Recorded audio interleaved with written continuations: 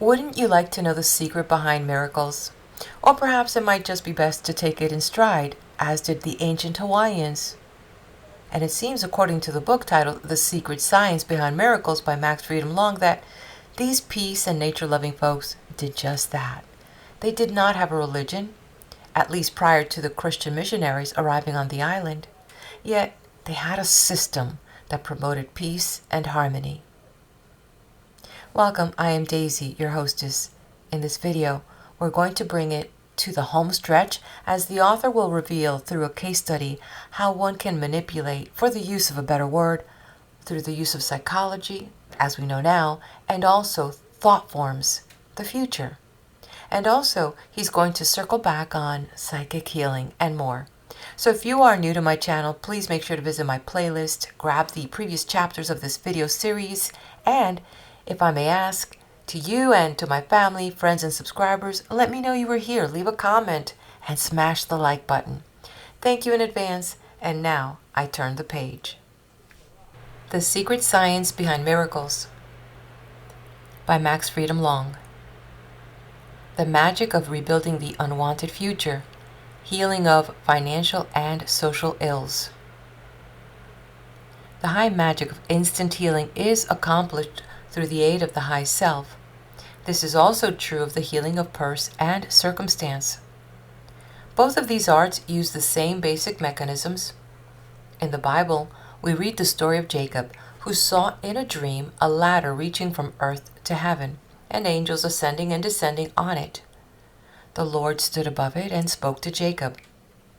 Like so many of the tales to be found in religion, there can be drawn a comparative picture in the beliefs of Huna. In Huna, the ladder is the connecting cord of shadowy body stuff connecting the low self and the high self, who is the only Lord we can ever contact directly and know something about. The Lord spoke to Jacob. The high self sends its mystical messages. The angels went up and down, perhaps as messengers. The thought forms of the prayers go up and down on the cord as a ladder, moving on the stream of vital force. The Lord promised Jacob that he would be prospered. The high self stands ready to help us in the same way, provided we learn how to do our part. Case 29. Changing the unwanted future for the wanted. Preliminary notes. I wish to make this mechanism of high magic as plain as possible, for it is vitally important. Most lives are a tangle, and to have those tangles removed would mean everything to us. In selecting this case from my own experience, I am able to give first-hand assurance that each step in the work is fully and correctly described. I can vouch for the results as they were in my own life, and still are. Contrary to my usual procedure, I shall stop to point out at each step the reason for the things done, instead of waiting for the end of the case to make a comment. The case. In the year 1932 in Honolulu, I owned a camera store which was hard hit by the depression and the lack of tourist trade. Threatened with loss of everything, I went to a kahuna for help. The kahuna was a Hawaiian woman of about 50. I had known her for some time, and when I told her that I was in trouble, she set to work at once to see what could be done to right my affairs. We went into a small dining room and sat down at the table. While she smoked and listened, I told of my difficulties. I was faced by the necessity of selling out my business with the stock and fixtures, or facing bankruptcy. The only person in Honolulu who could buy my store to an advantage was my competitor. He owned a large and older camera store. I had gone to him 3 times to try to get him to buy me out at a very low figure, but could not interest him. I had paid a real estate man a round sum to try to make the sale, and he had failed. It began to look as if I would have to lose everything.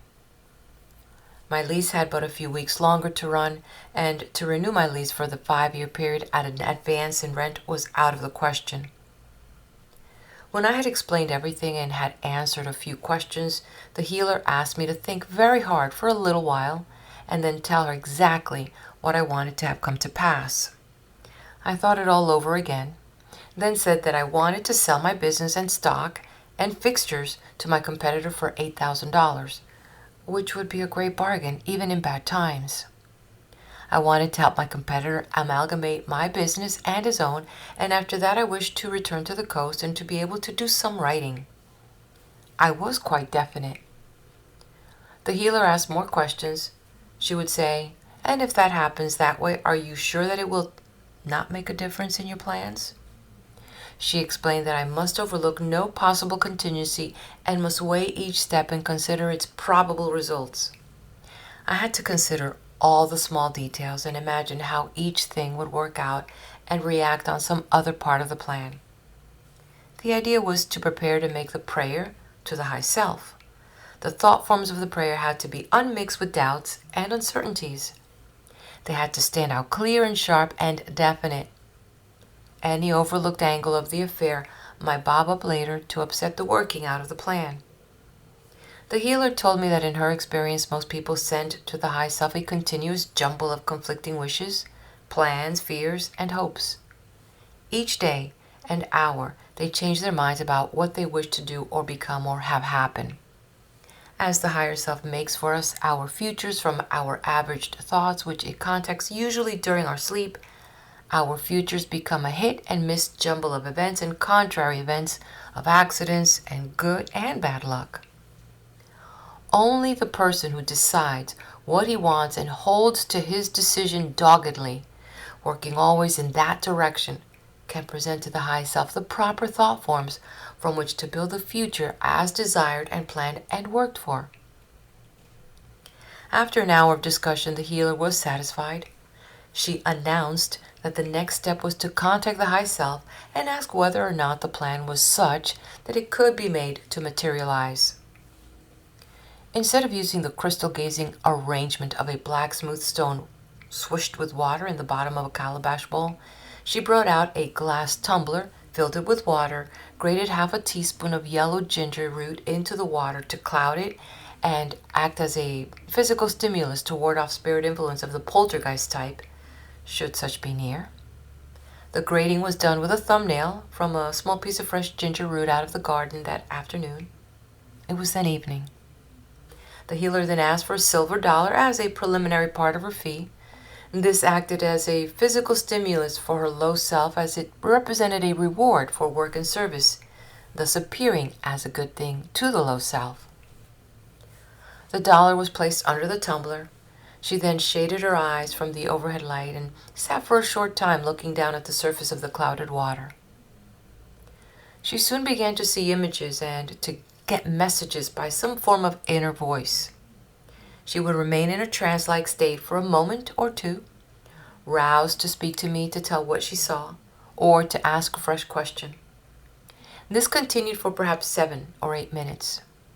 The visions in the crystal were all symbolic, and if the symbols were things she had learned by experience to know as good, she counted the answer favorable to my plans. She said she saw a door being opened, then, a little later, a sheaf of wheat.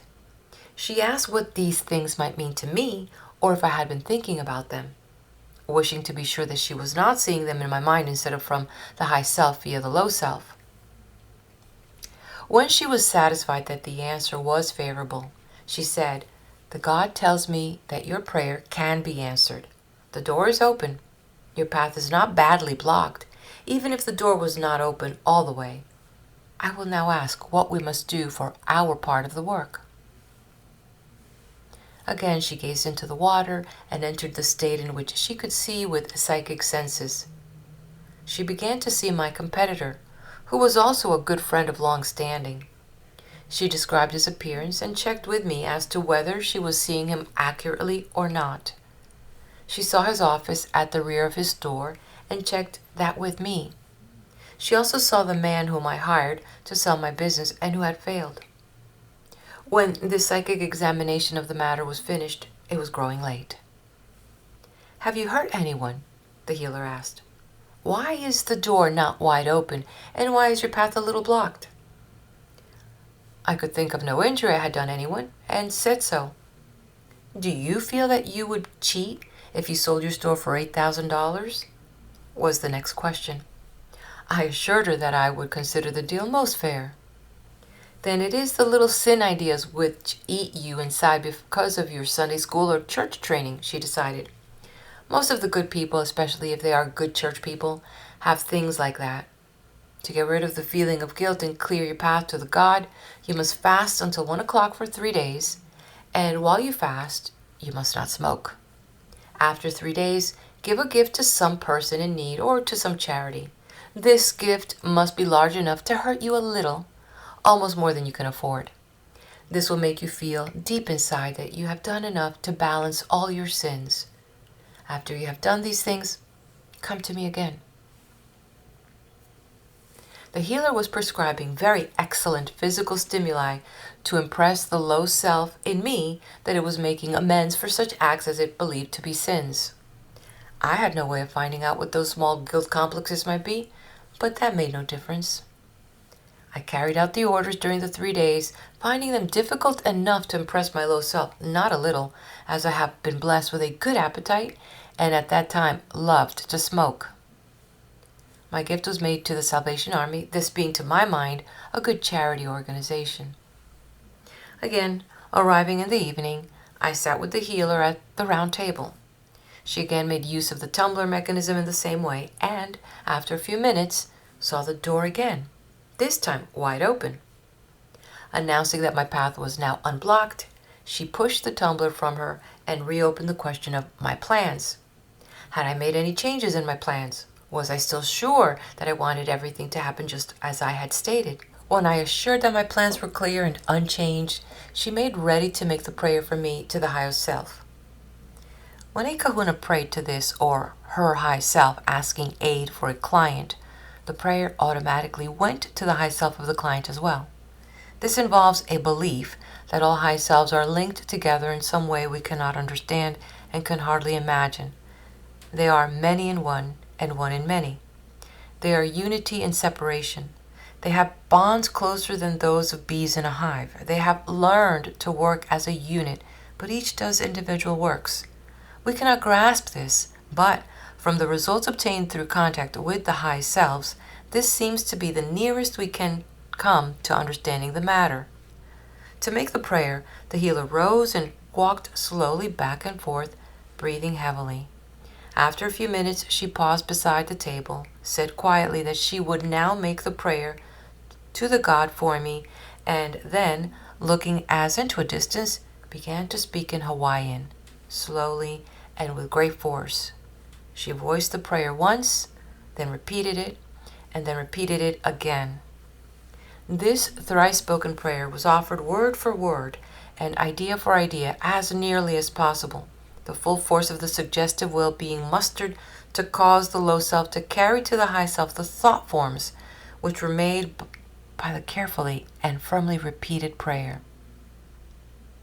The high self was contacted by the low self after a direct command from the middle self of the healer, the tumbler not being used, as this time no return answer was expected or requested. When the prayer had been thrice spoken, the healer resumed her chair and took a cigarette. She smoked and rested after her effort. She had accumulated extra vital force and had presented the prayer as a set of thought forms on a flow of vital force. Soon the tumbler was brought into action to see what message could be made from the high self and what instructions might be given. In the water surface in the tumbler appeared, to her, a scene in which I did several things. It was an enactment of what the high self had caused my future to be. The old future was torn down and a new one had been instantly constructed for me. The old future had undoubtedly contained all the business failures which seemed inevitable to me and which I feared and so visualized as I worried. This probably would have been my future if I had not had the help of the high self in changing the bad to the desired good. We do not know the exact way in which the high self makes the future for the low and middle selves over which it stands as guardian parental spirit. We can only guess that the thoughts we make into thought forms are used in some way in shaping the future. At least, the thought forms tell the high self what we hope, fear, desire, and plan. It seems that our futures are made from these thought forms, with all care being taken not to intrude on our free will. We must be allowed to exert free will, and unless we ask for help, it must not be given lest the free will be cancelled. We cannot say why, but we can understand that such a condition of affairs can be. Because of our mental limitations, we cannot conceive of a future made of invisible material, but still containing all the events and conditions which will materialize from minute to minute and hour to hour and day by day, for as far ahead as the invisible outline of the future is crystallized. Perhaps the future is made like the shadowy bodies of the low and middle selves, and as are the thought forms. Perhaps thought forms are made to grow into events. The Kahunas did not know. We cannot know. However, so long as we know that the future is made in some such way, and that it can be seen ahead insofar as it has been made, and that it can be changed, that is all we need to know. The healer saw the future in her tumbler of water and described to me the things she saw that I must do, also telling me why. She seemed to get the idea of why things were done in some psychic way connected with the psychic vision. The usual method of the high self of giving symbols was not used here. The God tells me, she would say, or the God shows me. She saw me going to my competitor with a paper in my hand. She said that on the paper I had written out my proposition to sell, the price, and all the details. She said that the God told her that this man was the kind who liked to see everything in writing out on paper, otherwise he would say no from force of habit. You write it all out, she instructed. Then next Tuesday at 2:15, you go to see him. He will be in his office sitting at his desk and doing nothing. You put the paper on his desk and say, "Have a look at these figures, will you? I'll be back in about 10 minutes. Then you go off, and in 10 minutes you come back. He will be finished reading your paper and will say to you that he will buy your business." To me this was unbelievably explicit and detailed. I asked how she knew, and she told me that she saw me doing it in my future, and that the God made her understand why the proposition had to be written out. I marveled at the instructions and promised to obey them to the letter. At 2:15 on the following Tuesday, I went into my competitor's place of business with my proposal carefully typed out in full. I found him, as had been foreseen, idly sitting at his desk. I placed the paper before him and asked him to look it over, saying I would be back in 10 minutes. In 10 minutes I returned, and he was waiting for me. "I'll take you up," he said. "I'll give you my check for $100 to bind the bargain, and you can make out the bill of sale." So with the help of the healer and the high self, the deal was closed. The price stipulated in the prayer was paid me. I stayed on to help get my business amalgamated with that of my friendly competitor.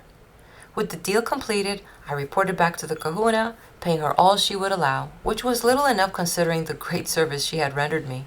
Some time later, when I was about to finish up my business affairs and leave for California, the healer ran a check on my future for me to see about the part of the plan I had made, which included a desire to do some writing. She made a fresh prayer, asking that I be allowed to write, and then inspected the future with the aid of the high self via the low self to see what instructions were given for me. As she had done in the case of the sale of the business, she now did for the writing. "You will write 8 books, she said after a long look into her improvised gazing crystal. "That is as far ahead as the God shows me. 8 books. She sighed. "But you will have to be very patient. It will be a long time from the first book to the 8th. Many things will happen, and it will not be easy, although the last 4 books will be easier than the first 4 and come faster." That glimpse of the future which the healer got for me dates back to 1932. Now, in 1947, the first 4 books are water under the bridge. Additional comment. The psycho-religious system of the secret Huna is, first, last, and above all, a workable system. It makes no pretense of understanding or explaining those things which have to do with an ultimate God, which our lower mental ability will not allow us to understand. This is common sense and practicality. It is the true scientific approach. It gives us a system free from the dogmatic and impractical. End of chapter. The Secret Science Behind Miracles by Max Freedom Long. The High Self and the Healing in Psychic Science. Much healing has been done by the spirits of the dead. Many have been Doctors in physical life and with the aid of mediums have diagnosed and prescribed much as they did in life. Spirits have often taken over the body of mediums and have healed by laying on hands. From many accounts, it is evident that the use of the low voltage of vital force is made even while its nature is not well understood. Mesmerists have made passes over deceased parts of patients' body for the purpose of healing. The spirits have done likewise. Healing has often been remarkable. The Kahunas, however, seem to be the only ones who knew of the 3 voltages of vital force and of the fact that vital force could be transferred through the hands from healer to patient, carrying along thought forms of healing to implement the vital force and set it to doing the desired work of restoration. It is generally agreed that children of less than 5 years of age do not readily respond to suggestion or hypnosis. Despite this fact, they respond to treatment in which a flow of vital force is made to enter their bodies while the healer creates the thought form of healing. Leibold, in trying to prove that suggestion was not responsible for all healing in mesmeric practice, laid hands on many children, making many cures. Some of the children were under 3. In later times, Aumakua had similar success healing children under 2. Animals have also been healed in this way. Plants have been stimulated thus to outstrip their untreated fellows. All the evidence indicates that the Kahunas were right in their belief that the vital force of the healer was a potent healing agent, whether the healer is living in the flesh or has died and become a spirit. The spirits of the deceased have often showed fine powers of psychic diagnosis of the ills of the living. A friend of mine had a son who developed a strange illness while in college. Doctors failed to discover the cause, and mother and son went as a last resort to have a sitting with a famous medium by the name of Casey. See the book There Is a River. This medium was used by a spirit doctor who was responsible for many amazing cures. He made a psychic examination of the young man and said that the illness was caused by some fractured sections of the spinal column, going on to say that the injury had occurred in a canoe accident. The patient had forgotten the accident, but he recalled it at once as very painful at the time. The spirit doctor said that an operation was needed to repair the broken vertebrae, but that the only man skilled in that type of operation in the United States was in Europe, although he would be at home in Boston soon. The doctor's name was given, but not his address. After the sitting, the mother and son had an X-ray picture made of the spine, and a doctor who was not familiar with the case pointed out the breaks. As the spirit doctor had been correct that far, a long-distance call was made from New York to Boston, and it was found that there was a doctor of the name given who had just returned from abroad and who was the ranking specialist in surgery of the kind needed to repair the spinal injuries. He was engaged, and his operation brought the young man back to normal health. Spirits frequently practice absent healing of a peculiar kind. When the medium through which they work is given a lock of hair of a distant patient or some other thing formerly in contact with the patient, a fine demonstration of the psychometry often follows. The ills of the distant patient are diagnosed and remedies indicated, or treatment by mental or spiritual means is undertaken from a distance. Here again we see the threads of shadowy body stuff used as a means of contacting distant things and people, also as a means of getting information and as a means of sending back healing forces and thought forms. In all the foregoing healing practices, the spirits work much as do the living, provided the latter are psychic enough to make a proper diagnosis, and provided the spirits can accumulate enough vital force to do the healing. In still another matter, there is a close parallel. We pray to higher beings, and so do the spirits of the dead. Many a medium controlled by a spirit healer has been seen to pray in order to call down healing. The spirits have spoken endlessly of the high self, calling it all manner of names according to the religious training during life. And somewhat like the Kahunas, a few of the spirits have had sufficient understanding to enable them to call for and get the aid of the high self for healing the living. The instant healing thus brought about are very rare, perhaps because so few of the spirits are familiar with the technique of instant healing, and because the patient is not cleansed of guilt complexes and otherwise made ready to accept such healing. On the other hand, spirits make use of the help of the high self in the production of physical phenomena such as apporting, materialization, the making of ectoplasm, and so on. Spirits have sometimes appeared to the living in visions, as did the Lady to Bernadette Soborus of the grotto near Lourdes, and have in some way been instrumental in causing miraculous healing. In some cases, no vision of a spirit has been seen, but the presence of a spirit healing agent has been discovered in one way and another. The records of the Church of Rome are filled with instances in which healing has taken place at the tombs of men and women who had lived saintly lives. A conclave of 22 archbishops and bishops wrote to Pope Clement XI, "We are witnesses that before the tomb of Father John Francis reaches, the blind see, the lame walk, the deaf hear, the dumb speak." In 1731, and for as long as 25 years afterward, there was an invisible and unidentified healing agency at work at the tomb of Abbé Paris, a Jansenist. Many cases were studied, among them a famous one in which a woman, Mademoiselle Quarin, had been miraculously healed of a cancer which had entirely destroyed her left breast. Her doctors had given up all hope for her. The breast was restored to its original form, even to the nipple, and not a scar could be seen. The case was vouched for by several physicians who made depositions before notaries at the time, and even the royal physician M. Goulard, investigated, was satisfied as to the authenticity of the healing miracle, and so reported to the king.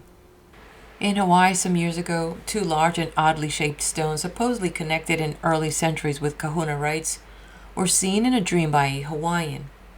He later found the stones and had them hauled to a place beside a modern cemetery and stood on end. A little later, the report circulated that a healing agency was to be contacted at the stones. People flocked from all parts of Hawaii to visit them, pray before them, and make offerings of flowers, food, money, or whatever their particular religious beliefs dictated. Some veritable cases of healing resulted. The authorities had difficulty handling the crowds up for a time, and then the healing power seemed to vanish. One can only speculate as to the coming and going of the invisible beings responsible for healing in these ways and places. While a high self might possibly undertake such healing work of its own accord, the Kahuna theory is that a lower and middle self must make the request before the high self will take a direct hand in the affairs of the lesser selves, be they in the flesh or spirit surviving physical death. If we are to credit tales of saintly or sainted persons appearing in spirits at the healing centers, we can conclude that these have learned to call down the aid of the high self for the healing of the scattered few suppliants who are free of guilt complexes and so are able to accept healing ministrations. If, on the other hand, shrines and sacred relics act as physical stimuli to aid the suppliants in making a workable prayer for healing, that may be the major answer to the mystery of such miraculous healing. The high self of any who come to pray for healing might be caused to take action. The Kahunas considered the individual high self the proper source of all healing. The spirits of a level above the high self were thought to have less personal things to do than heal earthlings. The Kahunas recognized no saints in their lists of high selves. The question of the supply of vital force needed by the high self for healing at shrines can be answered easily. If poltergeists can steal vital force from the living for their noisy activities, it is to be taken for granted that a high self can draw vital force from those in its care. The true picture of a healing at a holy shrine should be something like this. One or more normal departed spirits, each having its low and middle selves united to make them normal, elect to remain at the shrine and do all they can to help heal those who come asking for healing. These normal spirits will have learned to call on their high selves and get them to heal instantly or in a matter of a few hours or as long as 3 days, as recorded at Lourdes. Many come to pray, making what may be considered a circle of value similar to gatherings at spiritualist seances. the normal spirits are supplied with vital force by the living, so also are the high selves. When anyone who is free of guilt fixations and who has faith is able to make a good thought from picture of the desired condition, healing, and is also able to make telepathic contact with the normal spirits and or 1. Through them with a high self, or 2. Without their aid, contact their own high selves directly, the miracle of healing results. Ectoplasm, as known in the seance room, is, as we have seen, bodily substances changed to their invisible form through the use of the high voltage of vital force by the high self. In instant healing, the physical substance of the broken bone, the cancerous breast, the blind eye, the crooked spine, and similar structures is, according to Huna, dissolved into ectoplasmic form, then solidified as healthy substances filling the part of the patient's shadowy body which corresponds to the injured part. It must be remembered that the shadowy body is a mold of each cell of all tissues, including blood and other fluids of the body. This shadowy body belonging to the low self is not breakable or subject to disease or injury. Theoretically, a leg that has been amputated for years could be restored where there are a source from which to draw ectoplasm, which would not need to be returned. If the shadowy body of the low self could be injured, heaven would be filled with cripples instead of restored and happy spirit people who have died to find that they have left behind all their physical abnormalities. There is another peculiar thing about such healing as is under discussion. It has been pointed out by doctors who have made a study of those healed at Lourdes that often those who have come to pray for the healing of others have themselves been healed. Mary Austin, the writer, developed cancer. She was given about a year to live and chose to go to Rome to spend that year studying early documents of Christianity. She became so absorbed in her studies that she was able to forget the cancer. One day, so she wrote in her account of the matter, she came to the sudden realization that the cancer was gone. She had not prayed for healing, but with her mind on the things of religion, healing came. The point to this peculiar phase of healing is that it indicates that if the door is once opened by prayer request to the high self so that it can take a hand in the affairs of the low and middle self person, it may act of its own accord and bring healing when no directly asked. This possibility would account for the help given us, even if not explicitly asked. Nearly everyone can recall some narrow escape from disaster which seemed to have been brought about by guardian angel or high self. The close and constant cooperation and contact between the lower pair of selves and their higher self is well demonstrated in the case of the strange cult of religionists in Japan, whose members walk or roll with bare backs or broken glass, cutting themselves, but having their cuts healed instantly and without a scar through a word spoken by the master of ceremonies. I talked to a woman who had been a member of such a group. Although she was a blonde American, she had gradually learned to contact the being responsible for the healing and later to get the aid of that being in keeping her feet from being cut in her hourly performance of walking up a ladder of naked sword blades. While suggestion may be used as autosuggestion to prevent bleeding from small wounds, the instant healing of very considerable cuts from broken glass would demand the instant healing action of the high self. Unfortunately, when a missionary group of this Japanese cult came to America to convert us, to them, we were the heathen. Their work was classed with stage magic or circus trickery. After a few demonstrations, they gave up, washed their hands of us, and returned to Japan. All of which is very strange when we consider the anxiety shown by so many to learn the truth about God and religion. Here was a chance to study both from a new angle, but we are so crystallized in our beliefs, taking us as a whole, that we overlook such striking opportunities when they come. End of chapter. The Secret Science Behind Miracles by Max Freedom Long. How the Kahunas Controlled Winds, Weather, and the Sharks by Magic. Hawaiian legendary history tells the story of how the ancestors of the Hawaiians traveled from the original homeland in great double canoes, which were driven through the water by the power of magic. This was the same magic which had enabled the leader, Hawaii Loa, to see half a way around the globe and find the island group which was to be their new home. With this same magic, the winds and waves were controlled, so that the frail crafts of the migratory fleet were not lost. Still another use for this form of magic lay in the control exerted over the sharks and other creatures of the sea. This work was based on the theory that when the middle self graduates to become a high self, it serves an apprenticeship acting as guardian, or as called in theosophy, a nature spirit, over massive parts of the lower creation. These spirits are the great seat of higher consciousness, which can be seen at work in crystals, plants, insects, birds, fish, and animals. They are the source of the instinctive knowledge which enables the bee to build its honey cell and the bird its intricate nest.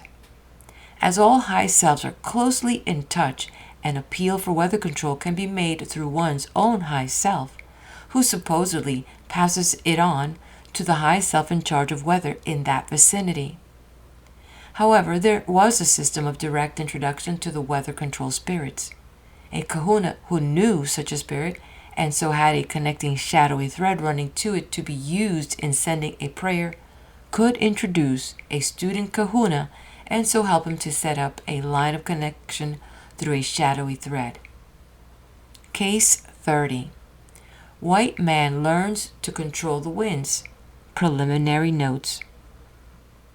In the following case, it will be seen that weather control can be exerted without the use of physical stimuli such as are seen in the ritual snake and other rain dances of our Indians in the Southwest. The case.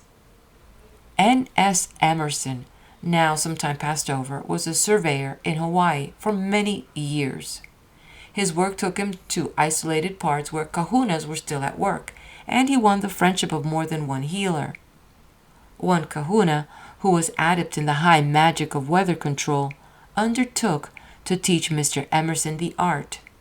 He introduced him several times to the invisible god, Aumakua, who controlled the weather, and taught him to recite a ritual prayer to cause the winds to increase or decrease. The kahunas demonstrated the workability of the magic repeatedly, so giving him faith in it. Under their guidance, he made the prayer and watched its answer take form. In the end, he came to be able to think of the god and recite the prayer, getting results the same as his teacher. The prayer is a simple one which embodies definite mental pictures or thought forms of the condition wanted. It is repeated aloud and forms a physical stimulus to cause the low self to make contact and carry the telepathic request of the prayer. The prayer calls on the winds of Hilo and either asks that the little winds be put back in the wind calabash and the large winds released to blow, or that the large winds be put into the wind calabash and the little ones let out to blow. Nothing in the prayer indicates the nature of its power or the mechanism of its magic. It is not so much what is said as it is what goes on in the low self that counts in magic. Mr. Emerson retained his contact with the high self of this level all the rest of his life. Repeatedly his friends came to him to get his help in quieting the weather when they wished to go by ship between the islands. On the annual kaite at Kamehameha, school for boys, he was invariably asked to be present and to make the prayer for the large winds to be let out of the wind calabash, symbolic of course, so that the big kites could go up.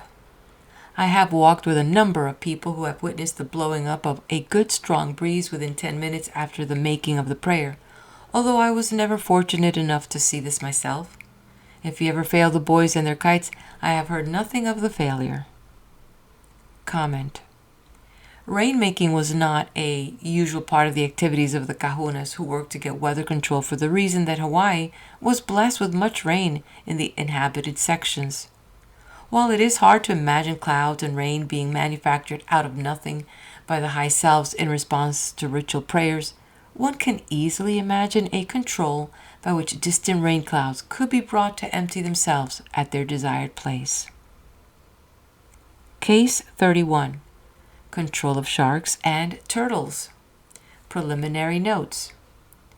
While I lived in the Hawaiian Islands, I did not hear of a single case in which sharks had attacked and eaten a live person, although the bodies of those drowned were eaten. The sharks are supposed to have their high selves in each group of the island in the Pacific, and these are thought to have the ability to take sharp form at will. Many tales are told of the intimate relations established between human beings and individual sharks. Families were often intimately associated with the various creatures and made magical pacts with their guardian high selves. This gave rise to a form of totemism in which certain rites were observed, and the totem beast of the family was not eaten by that family. Children and the high selves who watch over the lower creatures seem to have a strong affinity. Children frequently show natural psychic ability and see the little people. In Hawaii, there is a strong belief that human baby spirits may, under certain circumstances, be born into the bodies of small sharks and thus keep up the totem relations between sharks and the shark families of humans.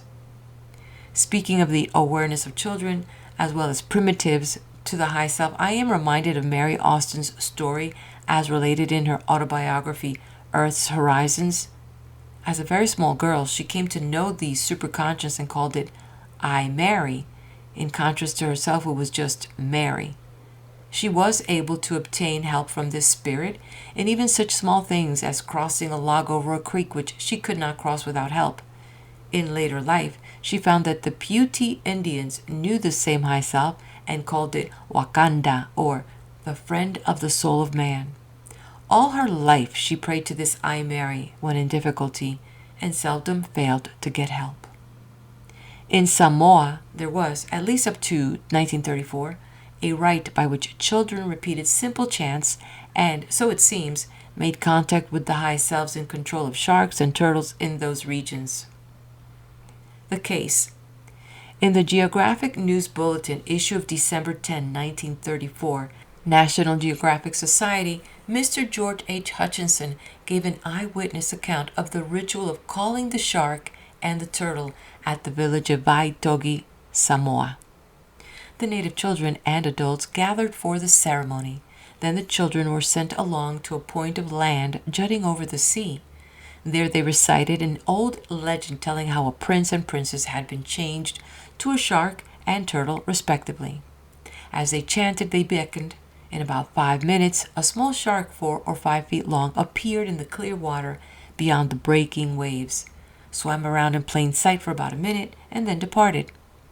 Soon a turtle appeared in a like manner, remained for a short time, and swam back to deep water. Comment. The training of the young to become kahunas began early. By the age of 9 or 10, it was intensified. It may well be that such training helped the low self of the child to easier and more automatic contact with the high self, or Aumakua. And we moderns may someday begin such training at a similar early time. In Christianity, there is a hint at such a procedure in the words of Jesus, "Suffer little children to come unto me, and forbid them not." Of significance is the fact that the kahunas were introduced to the high selves of weather and nature control for the purpose of establishing a connecting thread of shadowy substance between these high selves and the student kahuna. This may have been an ancient mechanism from which sprang the idea in various religions that new priests had to be ordained. Ordination was accomplished through the aid of an already ordained or introduced priest, and once the link was established between the priest and the high being, he was ready to begin his ministry. In India, there still is a rite by which this form of introduction or thread connecting is accomplished. The teacher acts to cause the contact, even while not knowing its mechanisms, and subtly the pupil finds himself able to touch the high self and becomes illumined. This rite usually included a physical contact between teacher and pupil, sometimes a slap or even a kick, and it may be that in this act a thread of contact is established through the teacher's shadowy body to that of his high self. While these matters are still less than fully understood, the fact that a connecting thread is needed stands out clearly at all times. Various ways seem to be effective to remove complex blockings and open the path of telepathic communication. In due time, when we come to experiment on a larger scale to learn to duplicate the works of the Kahunas, we may find a way to become introduced to those high selves presiding over the lower forms of life, among which are the parasitic growths which afflict man. Through these selves, we may cause the cancers and tumors to leave. Germs may be handled in a like manner. Only recently I read an account of a person who spoke aloud to the ants in and around her home, promising them the run of the garden unmolested if they would keep out of the house. The pact was effective and continued up to the time of writing the report. End of chapter. The Secret Science Behind Miracles by Max Freedom Long. The practical use of the magic of the miracle. The first stage, that of investigating the ancient Huna system, is nearing its close. Little more can be done to further our knowledge of it and to check conclusions already tentatively reached until news of the investigation has spread and interest has been aroused so that experimental groups can begin work. Individuals may begin work by themselves and develop the ability to accumulate high charges of low voltage vital force, then transfer it with thought forms of healing to those to be healed. Almost anyone can learn to use this low magic. To learn to use the high magic, one has to get rid of hindering complexes, and this is difficult to do for oneself. This difficulty will be best met by group work, in which one person assists another to unlock the path of contact with the high self. Of course, one can skirt around his own sin or guilt complexes and try for contact, or, and this is a way open to all, the decision may be made as to just what is wanted, the prayer formulated and then repeated frequently with the command held over the low self to give the prayer and low mana, the high self, when automatic contact is made during sleep. It is a slow method, but better than the blind prayer offered without any understanding of its mechanism or of the high self. Unfortunately, there are no Kahunas left to whom we can turn at this late date for healing. We still have to develop our own healers, and this will take organization and the selection of those naturally gifted for the work of experimenting. Whether we act swiftly or tardily depends on ourselves. There are many who cannot wait too long for healers to become trained, and love and mercy urge speed. For these, however, there is hope, and for their use I offer here, in ending my report of the ancient science of Huna, these suggestions. If one aspires to daily practice to learn to contact the high self, there are several things which will be of great help. The first of these is the daily reading of writings which will bring before one the desirability of the undertaking and its complete possibility of success. We must never forget that we are creatures of massive mental habits. We get into the habit of thinking certain things in certain ways and have to pull ourselves up by the bootstraps to prevent the habits from making us give up the practice before the first week is out. Read each day the accounts given in my report if you wish to keep the original urge to practice polished and to the fore. The Christian Scientists understand this better than any group I know. The person who desires healing of body or purse is set to a daily reading of the writings which make the philosophy appear before the mind clearly and impressively. The low self is impressed by the printed page. It is a physical stimulus, and if the middle self believes the printed teachings to be correct or even workable, though illogical, the low self will gradually fall into line and accept the ideas. On the other hand, if we do not reread the material frequently, the low self will forget it. It will replace the urge to practice with the old lazy urges to do less strenuous things. Read, reread, read and read and read. This will help form a new habit of thought. Thought habits are not all bad or obstructive. If a good Christian has developed habits of mentation, which make for faith and trust in the Christian concept of God, This provides a bridge over which the healing practices can pass swiftly. Quimby tied his teachings to the already habituated beliefs of his patients. They believed that God could not be anything but good. They had the complex belief gained in childhood that God was perfect, that He was good, and that He was all-powerful. Building on these fixed and complex habits of belief, lodged in the low self and shared by the middle self, Quimby found it easy to cause the patient to believe in his theory that illness and all bad conditions could not exist because they were not of God, who was perfect. Our complex beliefs can be a help as well as a hindrance. It is, however, necessary for us to pull ourselves together mentally at daily intervals and make a close and critical examination of our many pertinent beliefs. We may have to dwell daily on the great Huna truth, which is for us the epitome of liberation, the truth that we cannot sin against higher beings, and that there is no sin other than hurting another human being. No hurt, no sin. Shout it out from the housetops each hour for a year if needs be. At all costs, gain the salvation of liberation from false dogmas of sin.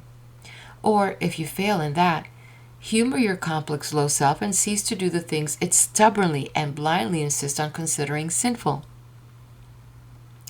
In any event, read. The literature of Huna is still scant, but one can read Unity's Daily Word or similar publications with their lessons and affirmations to be repeated day by day. One who knows the secret lore of the Kahunas can translate all such readings into terms of Huna. God performs the high self, for that is as high as we can ever reach, and we can be very certain that any contact with the still higher beings will be made for us by the high self.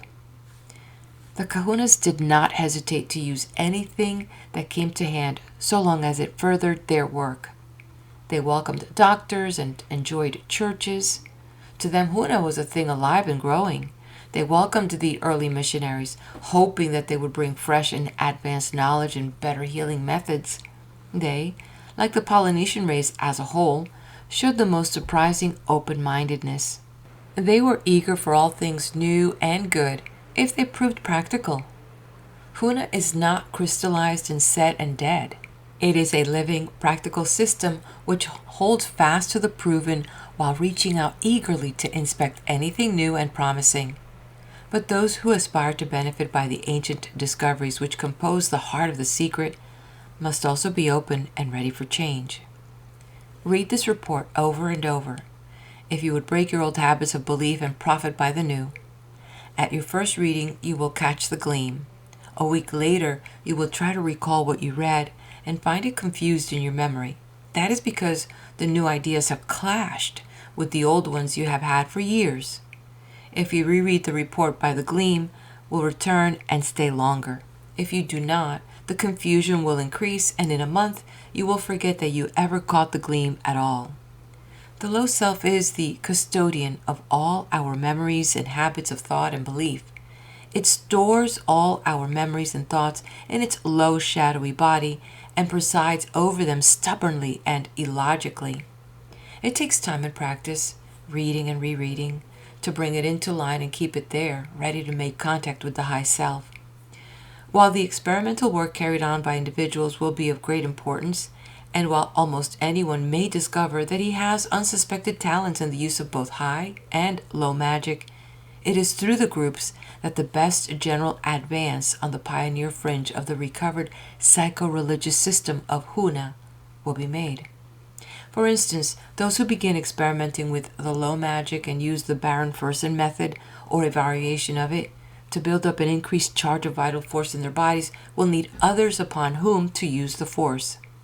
The force will attract like a magnet if the hands are laid on the shoulders of one less highly charged, then slowly withdrawn. The force will leave one and enter another carrying thoughts of healing, and the transfer of the force itself will make response to the healing thought more effective. The individual who has studied my report with care will be able to plan his own steps and set himself a daily practice.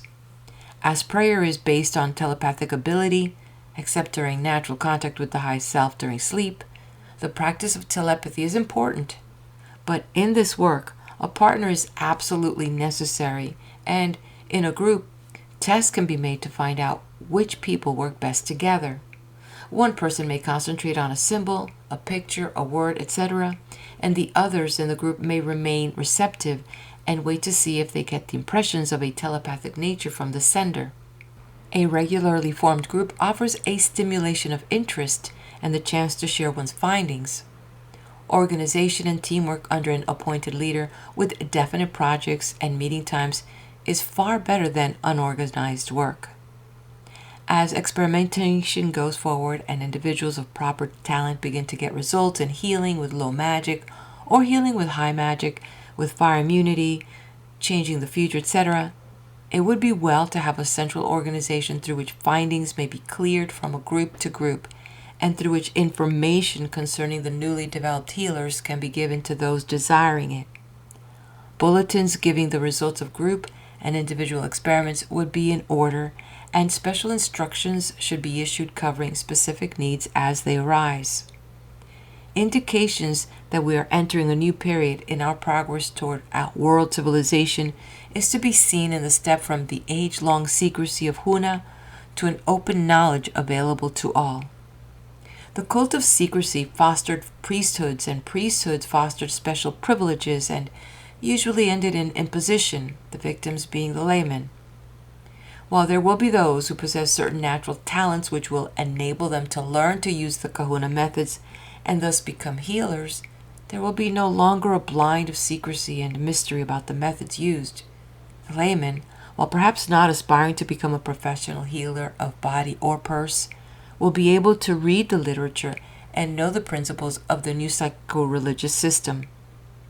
This system, while based on ancient fundamentals, will undoubtedly move ahead very rapidly when modern discoveries and laboratory methods are brought into use. For instance, we can now measure and graph on paper the electrovital impulses which move through the brain at an average speed of about 10 to the second, as done by Professor George L. Gieser of Cornell with an electroencephalograph. And in no long time, we should know more about the mana of the Kahunas than they ever knew. This is a machine age, and it is safe to predict that our recovery of the knack of using Huna will be tied with machines in various ways as we improve steadily on the ancient practices. The effect of a general knowledge of Huna on world social structures will be fascinating to watch, because we have had no sufficiently detailed and workable psycho-religious knowledge. We have had no way of unifying our ideas on these subjects. With Huna acting as a criterion and catalytic agent, the chaos of ideas in these fields can be reduced to order. A large part of our social ills has come because, while we have come to know almost everything else, the lost science of psychology, with its much smaller element of religion, has not recovered after the Dark Ages, as was the knowledge of mathematics, physics, and astronomy. These early beginnings made possible the swift building of a machine civilization, but left a painful void where there should have been a workable knowledge of man and his elemental parts, powers, and associations in physical life and after physical death. Without the science of psycho-religion, we have lived as animals in a way, prating about high ideals and brotherhood, but unable to do anything about it because we could not understand ourselves. We have not known what we were, why we were here, or where we're going. In other words, this department of life has been and is disorganized and jumbled. We hurt each other and unite in groups and nations to make war on other groups and nations, a pretty spectacle for intelligent beings in our stage of development. If we can settle the basics in this field of knowledge, we shall be on the road to apply that knowledge to the betterment of humanity, as we now apply what we know to agriculture and animal husbandry.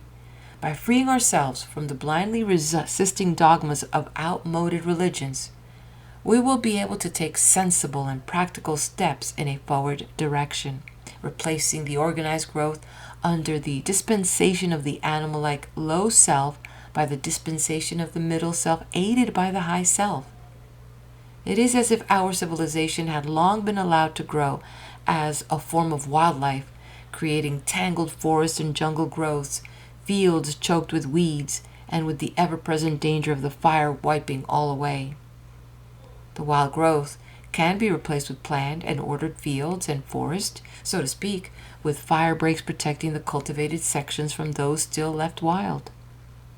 While there will always be those die-hard individuals to whom a new idea contrary to their fixed and dogmatic beliefs will act as a red rag to a bull and cause furious protest, it is plain that the average man or woman, thanks to the public school system, is capable of approaching new things with a fairly open mind. These, who form the great majority, need only to organize and begin to work together to bring back the lost science which is needed to complete and perfect the civilization which have all known for some time was mysteriously defective. That we will organize and press forward may be taken for granted. In every other line we have been swiftly progressive. The disaster of World War II has made us more than eager to find some way in which to turn for betterment, some answer to the shocking failure in the management of human affairs. Disorganized, we remain a jungle growth. Organized, we can move a world to order. Let only each individual do his small part. Union is strength, prosperity, and safety. The high beings ruling the ants and bees demonstrate this. Rugged individualism and disunion, as demonstrated by preying animals who eat other animals and are in constant danger of being eaten, represent the stage of growth in which the hard lessons of life under free will must be learned. Following that stage comes one which we have been missing so long, the stage in which the man returns to united and cooperative effort, still possessing his free will, but using it in the right relation to his fellows and their free will, and above all, in the right relation to the high selves, from whence come both help and guidance. We are at the turning of the road at last, and the prospect which lies ahead, even when seen mistily through a time veil as yet, appears to be very bright indeed. End of chapter. The Secret Science Behind Miracles by Max Freedom Long. We will now go through some illustrations with brief explanations. Diagrammatic presentation of the shadowy bodies of man. In this diagram, A and B, the shadowy bodies of the high self composed of a pair united in which dwell the conscious male and female parental spirits of the man.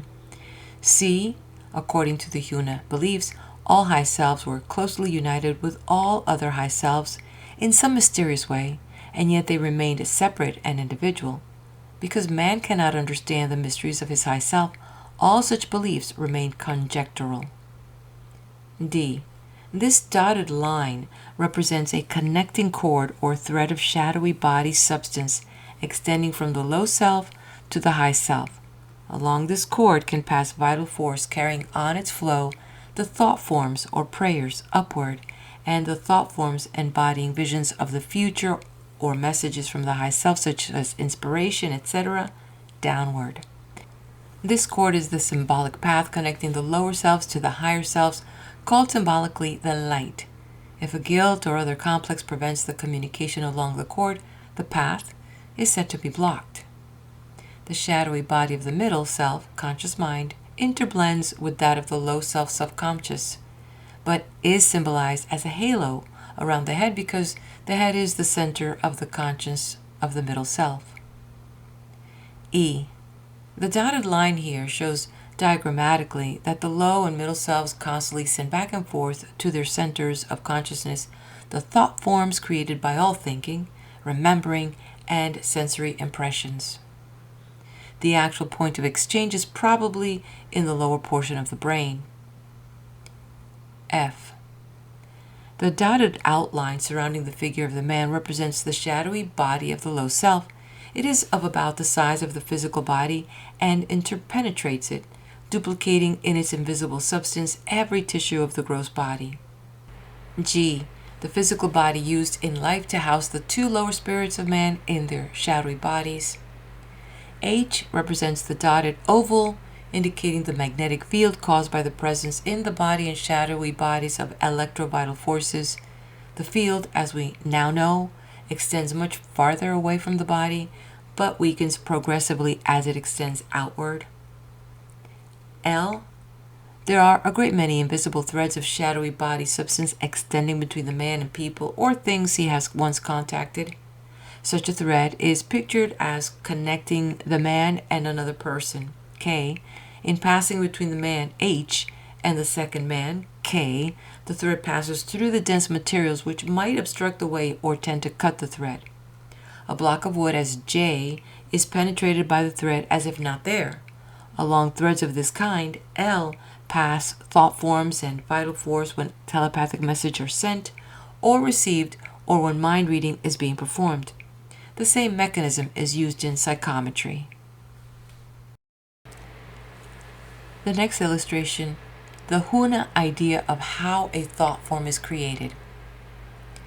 A tree is seen and its image cast on the retina of the eye. B, the image is carried to the brain. C, the image enters the part of the brain where it becomes rationalized. D, the rationalized image becomes a thought form and is stored in close association with similar thought forms as memories. The actual storage is the shadowy body of the brain, which is made of a similar, tenuous, and enduring substance. E, the tree, when seen by the eye, is acted upon by the low voltage vital force and turned into a thought form. F, the thought form of the tree is acted upon by the middle self, which calls up memories from the keeping of the low self and compares the new tree thought form with similar ones from the memory store. The middle self works with the middle voltage of vital force, symbolized by a double zigzag line, lightning in the old symbology, whereas the low voltage vital force is a single zigzag line. The thought form is said in modern terms to pass through the screen of rationalization and be rationalized.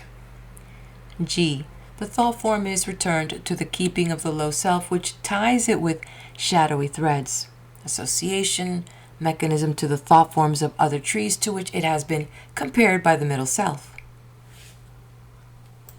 It is also tied to thought forms of the time, place, and so on. H, the last step is to place the thought forms in the proper place in the memory storage place, the latter pictured here as a drawer, but the Kahunas symbolized it as a sack, all dark inside so that the middle self can see nothing in it. The middle sack asks for a memory, and the low self responds by extending a figurative hand into the dark sack or hole and pulling on the threads associated with tree thought forms, eventually pulling up the thought forms desired. If a thought form is not tied to other thought forms, it cannot be remembered. But later, after a long period of searching, the low self may find it and present it to the center of consciousness of the middle self. I, the making of a complex may be illustrated by a skull, which is seen and made into a thought form by an action of the low voltage vital force and the low self. J, because of the shock of the sight, the middle self does not screen and rationalize the thought form created by the sensory impression of the skull or any other shocking thing. The thought form is carried on and stored with unrelated memory thought forms. K, the unrelated thought forms which the skull thought form is stored and to which it is tied play a dangerous part in the later action forced by the presence of the complex. For instance, if the skull idea is tied to the ideas of doctors, the victim may show an illogical fear of death in the presence of all doctors. L, the skull thought form becomes lost in the dark sack and the victim cannot remember it to bring it up for later rationalization. The next illustration is the mechanics of telepathy and telepathic prayer. A, the physical body. B, the shadowy body pictured as slightly out of the physical body, as in astral travel, etc., but connected with the physical body by a large cord or of shadowy body material. C, a cluster of grapes representing in Huna symbology the clusters of thought forms embodying all memories. These are stored by the low self in its shadowy body, not in the physical brain, and are carried away in the shadowy body when the physical body dies. D. This single wavy line represents the low voltage of vital force used by the low self and made by it in the body. The shadowy body is an ideal storage battery to hold such vital force, and the threads of shadowy material extending in all directions, uniting the individual with all things and persons once touched, are ideal conductors for the low voltage vital force. E. The thicker shadowy body material cord connecting the shadowy body with the physical body when the low self, usually accompanied by the middle self in its shadowy body, leaves the physical body during sleep, trance, and astral travel. The zigzag line pictures the flow of vital force along the cord. F. The dotted circle indicates the shadowy body of the middle self. It does not have the shape of the physical body and is thinner than the shadowy body of the low self. G. A distant person with whom telepathic or mind-reading experiments are being carried out, or to whom the healing thought forms and vital force are being transferred in absent healing. H. The thread or cord of shadowy body substance which connects the man with a distant person, as explained in G. Along the connecting thread flows low voltage, vital force, and thought forms, both moving to and from the experimenters. The small circles represent the thought as thought forms, but these would naturally be clusters to form complete ideas or impressions gained by an extension of sensory faculties along the thread to see, hear, smell, taste, etc., and bring back reports. The Kahunas symbolize this extension of sensory organs along shadowy threads as reaching out a finger or an ear, etc.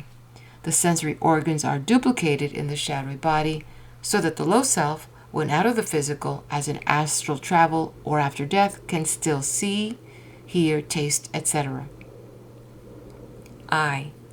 Low voltage vital force bringing into action the shadowy cord connecting the low self with the high self.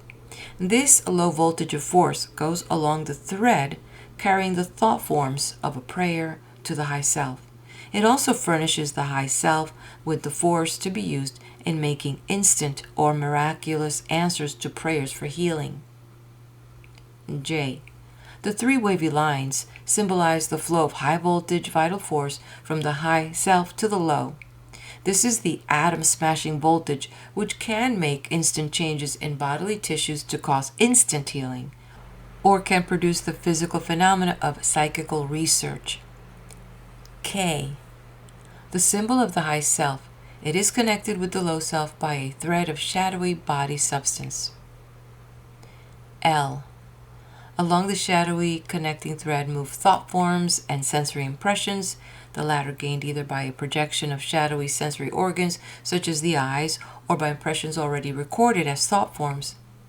All visions of the future are from the high self and reach the low self as sensory impressions or thought forms sent along the thread from the high self to the low self.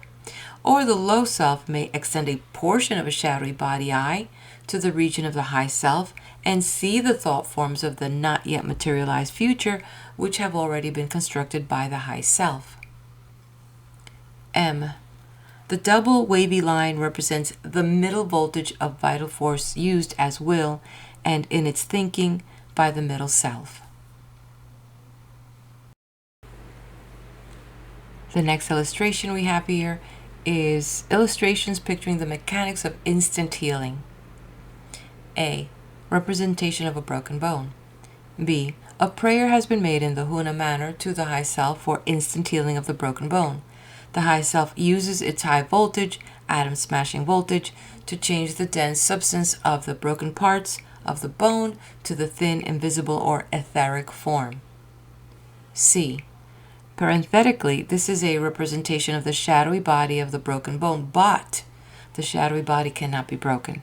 It remains uninjured, and it is a perfect mold of every cell, nerve, all tissues of the bone. It is back into this shadowy mold that the high self pours the thinned substance as it is resolidified, giving D, the instantly healed and perfectly restored bone. The same mechanism is presented by Huna, explaining the instant healing of any injured or deformed part of the body. This work involves control of temperatures changes as illustrated in E and F. E. The drawing pictures of the symbolic use of the high voltage of vital force by the high self in controlling the heat of flames or other forms of heat to prevent burning of feet, as in firewalking ceremonies performed to demonstrate the fact that there are high selves and they can answer prayers to make fire immunity a fact. F. Temperature control by the high self covers cold as well as heat. In psychical research, many apports of very hot objects have been observed, also blocks of ice, as well as living creatures, etc.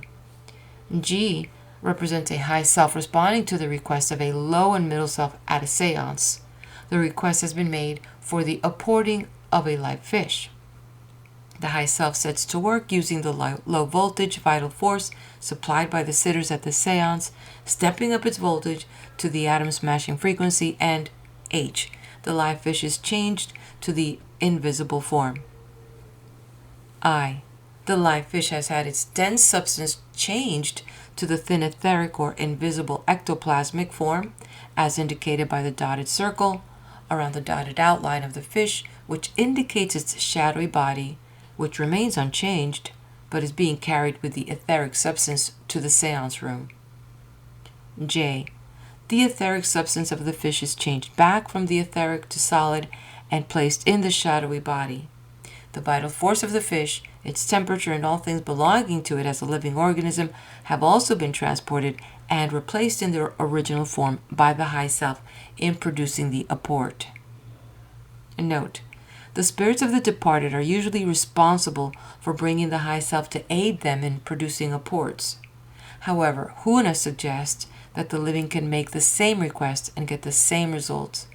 Evidence accumulates to show that the low self alone, as a departed spirit of the poltergeist type, may also be able to make such requests of the high self and be giving apporting phenomena, as in stone-throwing cases and the setting of fires, pouring of water, etc.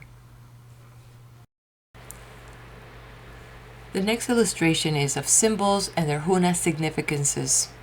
A. The cross as an ancient symbol of the low or subconscious self or spirit of man. The central line represents the physical body. The crossbar represents 1. The low self, 2. The shadowy body of the low self, and 3. The low voltage vital force. B. The cross with 3 bars has a symbol much used in ancient Egypt and later became the Pope's cross of the Church of Rome. Its 3 bars represent the 3 selves of man, the 3 shadowy bodies used by the 3 selves, and the 3 voltages of vital force used by the 3 selves. The dotted lines show how the formation gives also the triangle as a symbol of the same thing, but leaving out the center shaft of the cross, therefore symbolizing the state after death when the physical body is gone. C. The cross with 2 bars represents the low and middle selves of man, also their shadowy bodies and 2 voltages of vital force. Cardinal's cross of the Church of Rome as the single bar cross is the priest's cross. The Greek Catholic Church uses a cross designed after the fashion of drawing K. D. The vine climbing up across 1 bar symbolizes the rising of the low voltage vital force of the low self to the high self, here shown as a combined duality in dotted lines above the cross. The leaf is to identify the vine as a vine and not a serpent, the latter not being a symbol of vital force because a serpent cannot split or branch out into 3 branches to symbolize the 3 voltages of vital force. The cluster of grapes or berries on the climbing vine represents the cluster of thought forms of a prayer being carried figuratively up to the high self on the ascending vital force or vine. E. Vital force was also symbolized as water. 3 waves are used here to indicate the high voltage of vital force used by the high self. F. The middle voltages of vital force used by the middle or conscious self. G. The low voltage of vital force used by the low self and supplied to the middle and high selves to be raised in voltage and used by them. H. a pictorial representation of a single thought form of a nail. I, 3 associated thought forms of a board and 2 nails. J, a large and complicated association of the thought forms that represent a house. It is a complicated cluster like this that is pictured as the grape cluster in drawing D. K, 3 crosses on the tips of one barred cross furnish a symbol to represent 3 selves, the 3 shadowy bodies, the 3 voltages of vital force, and the physical body, all combined to represent a living man. L, the triangle is similar in meaning to the 3 barred cross if each side may be considered to represent 3 parts of the man, as 3 selves for one side, the 3 shadowy bodies for another, and the 3 vital forces for the last. The figure of a man drawn inside the triangle is placed there to indicate the physical body, which is the base of the other 9 elements during physical life. M, the father, mother, and child symbology is very ancient. In Huna, it is to be seen in the idea that the high self is a united but separate parental pair, the child being the lesser man composed of a low and middle self. The next illustration is the high self and the group soul, also ancient symbols related to Huna beliefs. A, above 3 human figures appear 3 symbols of the high self, 1 for each man. But above this appears a single symbol for a high self, and from it a dotted line goes to each man. This latter high self pictures the probable doctrine of Huna assigning a group soul, high self, to the care and direction of the bodily processes of a related group of people. This high self lays down the pattern of growth and directs in some mysterious way all the intricate bodily processes which patently are too complicated for the low self to understand and direct. B, the high self assigned to each person, or perhaps male-female pair, is indicated by the symbol of eternal progress over each man in the drawing individually. This high self makes instant changes in the body of the man upon proper request and is able to influence the high self of a less evolved order, acting as the group soul. C, all animals, birds, insects, fish, etc. are supposed to have high self group souls guiding them, just as the physical body and low self of man has similar guidance. The dotted lines extending from the symbols of the high selves, C, indicate by their plurality the fact that each overlooks a number of creatures. D, the high selves acting as group souls, as materialized by Stewart's teacher in Africa when she used her Huna powers to act on the high self of the local birds and cause them to gather in a great mixed flock on a hill, becoming visible with a vague bird head on a nebulous human body floating in the air, have been pictured as part human and may have a beast head, as in D, taken from a photo of Egyptian images on an ancient temple wall, the god Hathor's temple. The 2 feathers above the globe over the head of the hawk man suggests a representation of the dual high self as the secret doctrine behind the exoteric feather symbol. E, the symbology of ancient Egypt furnishes an excellent design to represent a prayer taking its flight to the high self. It is indicated in the winged globe. The 2 serpents may represent the positive and negative in the basic flow of vital force, or the low and middle voltage of vital force, both of which are involved in making and sending the prayer thought forms, may be indicated by having 2 serpents.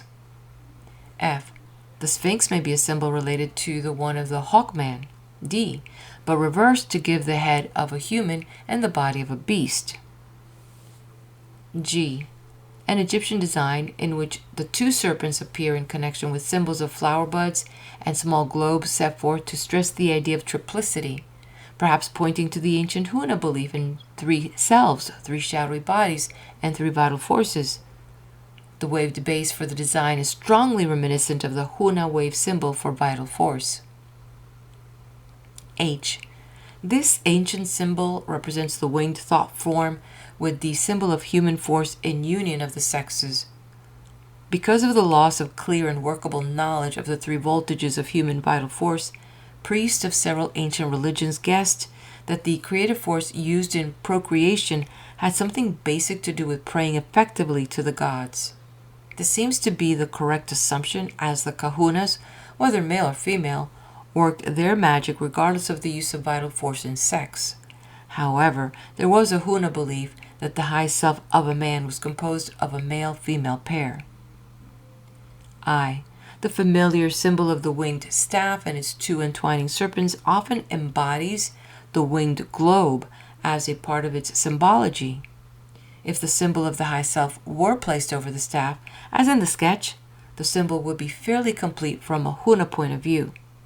It is interesting to note the fact that there were no snakes in Polynesia, and that snakes were not used as a symbol of vital force by the Kahunas in their verbal descriptives of the mechanisms of their psycho-religious system of magic.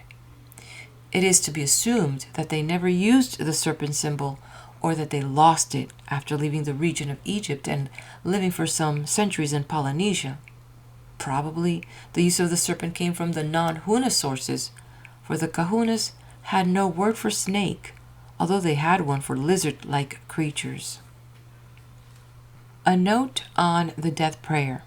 See note at end of chapter 4. This is called ana ana in Hawaiian, but the word can apply to any form of divination or sorcery. The word has also a meaning of tremble from great fatigue, indicating the fact that death is brought about through a loss of vital force. The root ana means to be satiated with food, and indicates the fact that the attacking spirits draw their fill of vital force from the victim and become satiated as they bring about his death.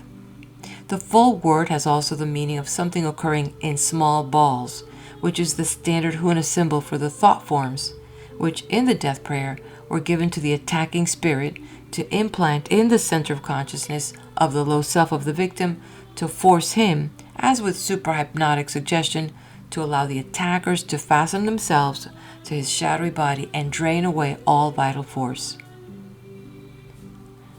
Quoted phrase was taken from the Hawaiian English Dictionary.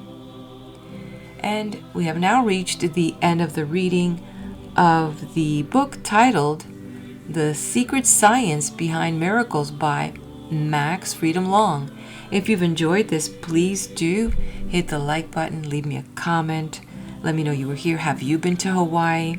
And also, if you like what you see and what you hear here on my channel, please do subscribe. And we'll meet each other at the next video here on my channel, wherever that may be. Be blessed.